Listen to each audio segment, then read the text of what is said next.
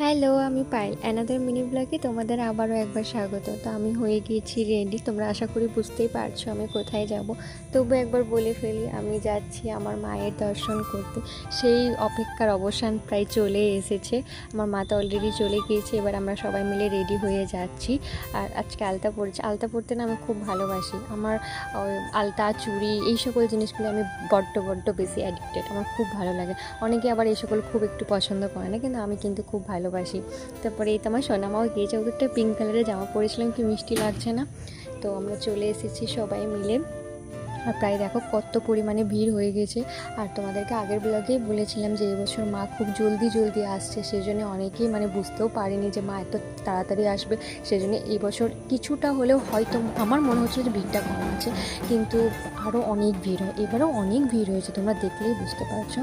তো এই যে সেই মুহূর্তটা, আমার মনে হয় এই মুহূর্তটার জন্য আমাদের পুরো গ্রাম বাসিন্দা, আমাদের পাণ্ডবেশ্বর পুরো সব বাসিন্দারা হয়তো ওয়েট করে।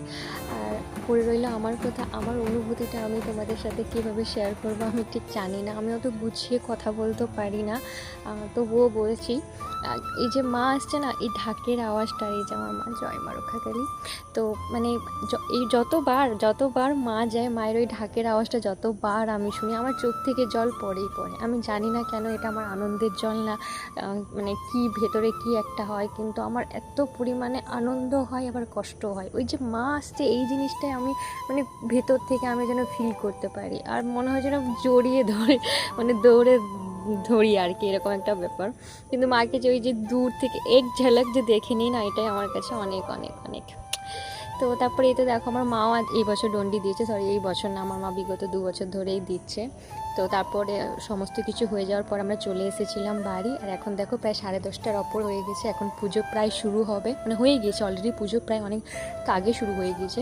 তো আমরা চলে গিয়েছিলাম আবার, যেহেতু মায়ের পুজো দেখবো, তারপর পাঠাবলি হয়, দেন বিসর্জন। আর আগে বললাম এবছর সমস্ত কিছু খুব জলদি। তারপরে এই যে মা তার নিজের জায়গায় আসনে গ্রহণ করেছে। আর প্রচণ্ড ভিড় হয়েছিল, প্রচুর ভিড়, এখানে পাঠাবলিও চলছিল।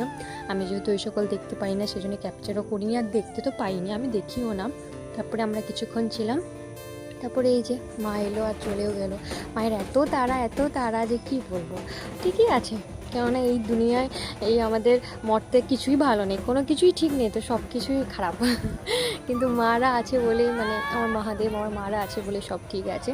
যাই হোক, মা যখন এসেছে তখন তো যেতেই হবে, কারণ আসা যাওয়া এই পৃথিবীর নিয়ম। আমরা আজ আছি কাল থাকবো না, তাই মায়ের একটু বেশিই তাড়া, কিন্তু সন্তানদের জন্য ভালোবাসাটা অপরিসীম, সেটা সারা জীবন থাকবে। তো মাকে এবছর না, সত্যি কথা বলতে